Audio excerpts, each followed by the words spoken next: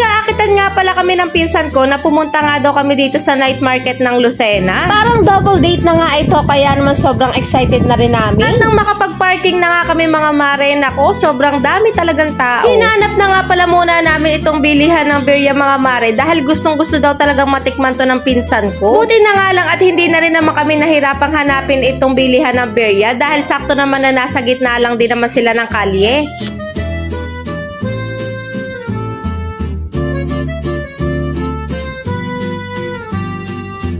Pagkatapos na nga lang din namin bumili ng birya, isa-isa na nga namin muna pinuntahan yung bawat food court. Mas maganda na rin kasi mga mare na iisa-isahin nyo na muna ang lahat ng food court bago kayo bumili ng pagkaing magugustuhan nyo. Sa ganung paraan kasi mas maiiwasan nyo ang pagiging takaw tingin at mas makakapag-desisyon kayo kung ano talaga ang mga gusto nyo lang bilhin. Dahil sa sobrang dami nga ng pamimilian, nako, sobrang malilito na lang talaga kayo. At sa totoo lang din mga mare, pag nandito naman kayo, parang gusto nyo naman talagang halos lahat tikman. Halos nga lahat ng mga street food, parang dito nyo na lang talaga makikita. Matatagpuan nyo nga lang pala ito lahat sa harapan lang ng Maryhill College. Nung last na napuntahan kasi namin sila mga mare, nandun pa nga pala sila sa gilid nga ng Queen Margaret at ngayon nga daw, iniayos na nga daw sila at pinagsama-sama na lahat para mas madali ng puntahan ng mga tao. Kaya naman ipapakita ko na nga sa inyo kung ano ang iba't ibang mga pagkain na nandito. At para naman may ideya na rin kayo kung ano-ano ang mga gusto nyong matikman dito pag pumunta rin kayo. Siguraduhin nyo nga lang mga mare na marami nga kayong dalang budget dahil sinasabi ko nga sa inyo mapapabili talaga kayo ng wala sa oras. Dahil kahit sino naman ang pumunta dito talagang matatakam naman sa bawat makikita nyo.